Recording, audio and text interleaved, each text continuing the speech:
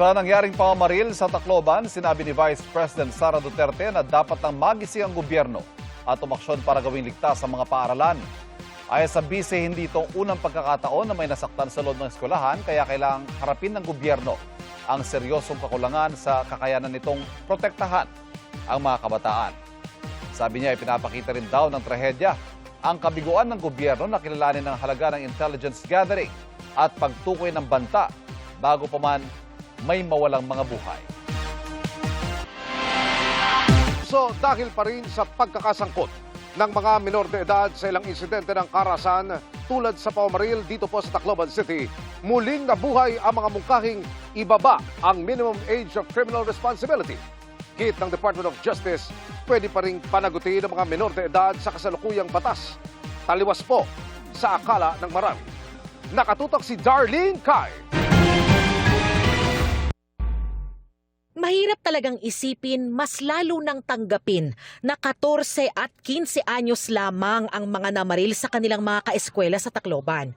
Sa kabila ng kanilang karumal-dumal na ginawa, malinaw ang batas tungkol sa tulad nilang kung tawagin ay children in conflict with the law. Sa ilalim ng Juvenile Justice and Welfare Act, nakasaad na ang mga batang 15 anyos pababa ay walang pananagutang kriminal. Isa sa ilalim lamang sila sa isang intervention program. Gayon din ang probisyon para sa mga bata sa pagitan ng 15 at 18 years old.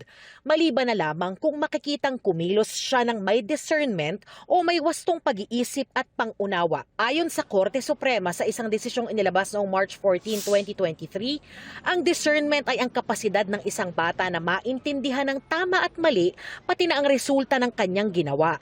Discernment meaning alam ba niya ginagawa niya ay mali? Paano po natin aalamin kung alam niya ginagawa niya ay mali? You'll have to look at the details of the incident, look at the evidence which were submitted, the words uttered perhaps. Dahil sa pamamaril sa Tacloban ay muling nabuhay ang usapin tungkol sa pagpapababa ng minimum age of criminal responsibility o yung pinakamababang edad kung kailan may pananagutang kriminal na ang isang menor de edad. Agosto noong nakaraang taon, naging mainit ang diskusyon ni Senador Robin Padilla at Kiko Pangilinan, ang author ng Juvenile Justice and Welfare Act. Nanawagan ngayon si Padilla ng special session para maaprubahan na ang kanyang panukalang ibaba sa edad na 10 ang minimum age of criminal responsibility. Sana bigyan naman yun ng panahon at pagkakataon yung aking panukala. Ni-amend na natin yung juvenile. Alam niyo hindi lang dito sa Pilipinas na merong ganyan na yung edad ibinababa. Dapat na natin gawin yan. Ngayon na. Anong edad dapat? 10. Sa Europe mismo, Europe nga na sinasabi natin nandun ang human rights. So, 10 doon. Tutol dito ang Save the Children Philippines. Kailangan natin talagang pag-aralan bakit nila ginagawa ito. No? At in putting them in jail is not the solution. No? Hindi yun din makakatulong sa kanila. Kasi in the long run, magiging hardened criminals yan in the jail. Tapos magkakaroon pa tayo ng mas malaking problema. Para sa Save the Children, nasa implementasyon ng problema, hindi sa batas. Ganyan din ang pananaw ni Social Welfare Secretary Rex Gatchalian. Naniniwala kami na yung existing na batas ay maganda, kailangan lang ipatupad ng maayos. Dagdag ni Senador Pangilinan, hindi naman daw kasi porke wala ng criminal liability ang mga batang 15 years old below, ay wala na silang pananagutan. Pagka heinous crime ang kaso, ay maaaring minimum of 1 year of 1 year ang involuntary confinement. Ibig sabihin nun, hindi papakawalan. Tatanggalin po yung kalayaan nila. Tatanggalin ang kalayaan ng korte, ng mahistrado. Ang minimum 1 year. Pwedeng maging 2 years, pwedeng maging 3 years, depende sa magiging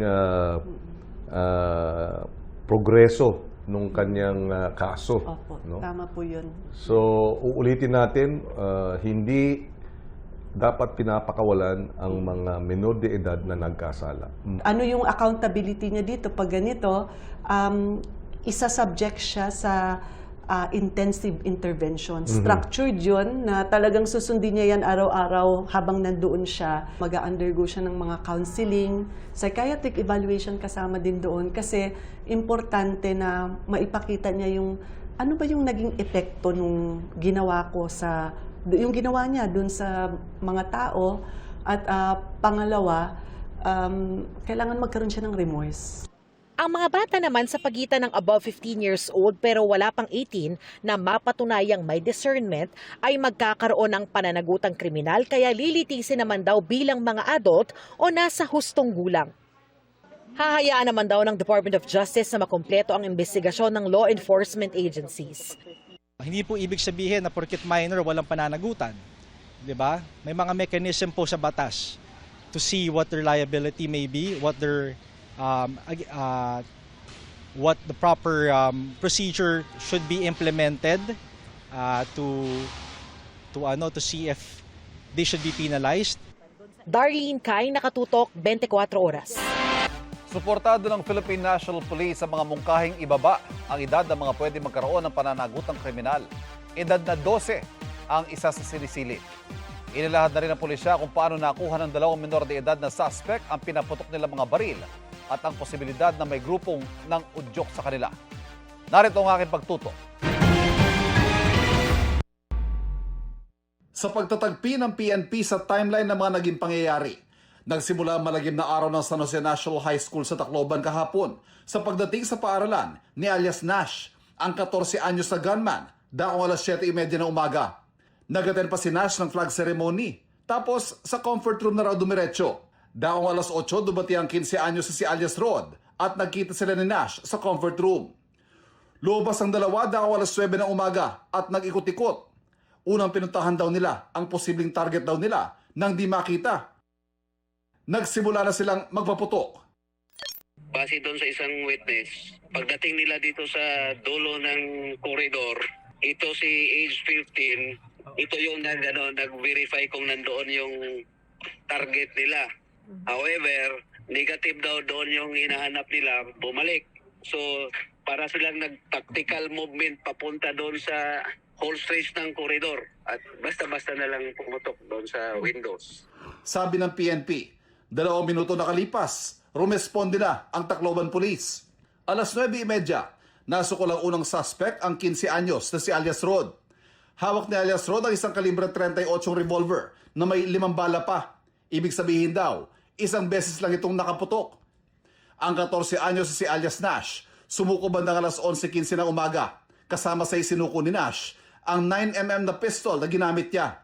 Sa paunang investigasyon, pumutok daw si Nash nang hindi bababa sa 34 na beses. Nakapagpalit pa raw ito ng magazine. We were only able to recover 2 magazines. Isa po dun sa side, tapos isa po na nakasaksak pa sa kanya sa 9mm, kung saan itinapon niya po doon. Nakita niyo po kung saan siya na-apprehend or nakuha ng ating mga mamamayan.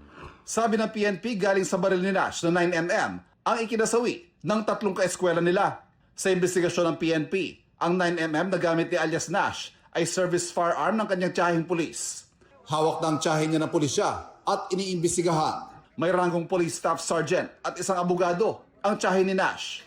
Sa mga unang pahayag ng tiyaheng pulis, inamin niyang minsang naisama ang pamangkin sa firing range at naturo ang bumaril. Ang baril daw niya naiwan sa bahay.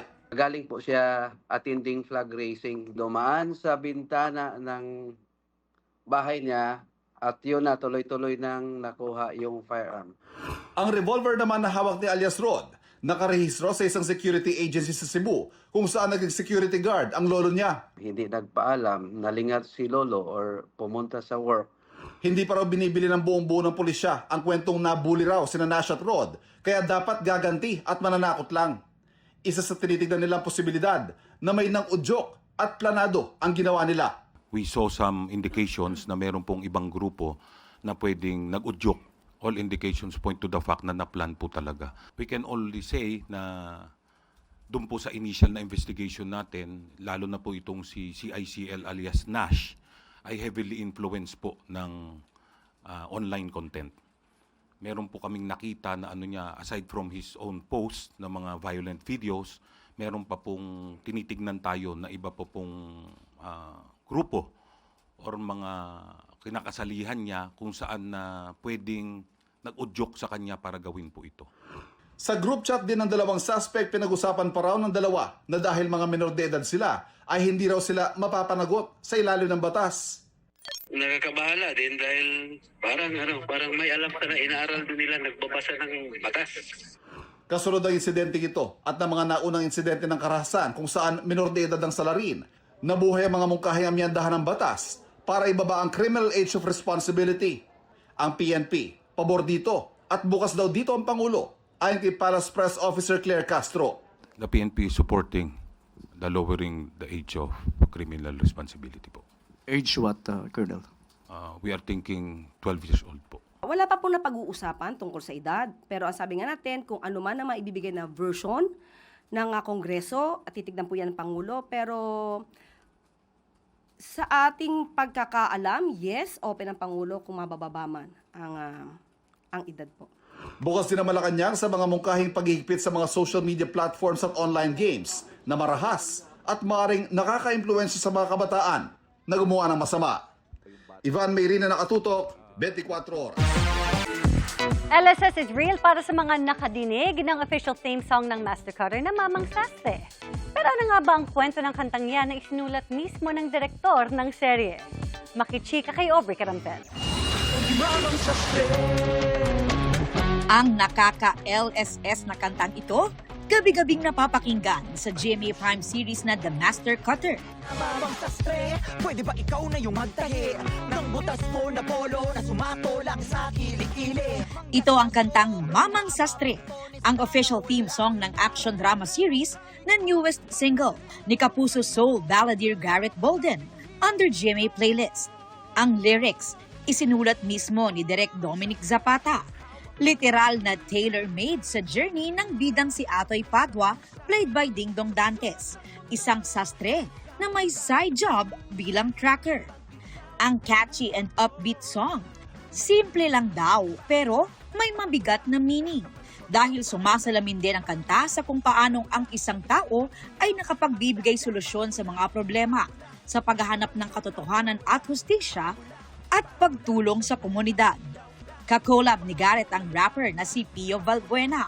Sa music video, featured ang ilang highlights sa series, kabilang ang ilan sa mga buwis-buhay missions ni Atoy.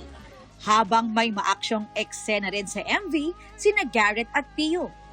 Si Pio rin ang latest guest star sa serye na gumaganap bilang rockstar na si Rocky, na isa sa mga leads ni Atoy sa paghahanap ng mga babaeng nawawala sa barangay Tabang Lupa. Kasama na ang kanyang assistant na si Tonet, played by Shuvi Etrata. Kasama ni Atoy ang kapatid ni Tonet na si Emerson na karakter ni Ketchup Eusebio, nagpanggap silang rakista para kumprontahin si Rocky. Pagkasama kayo, may picture kayong dalawa doon sa website ng banda nyo. Yan, kausap ko siya. Pero nilibot ko na itong buong bari. Saan napin? Ikot ko na lahat, pati mga banyo, hindi ko nakita. Saan mo siya dinila? Nakita ko lang siya, pero hindi ko nga siya nakadate nga ni.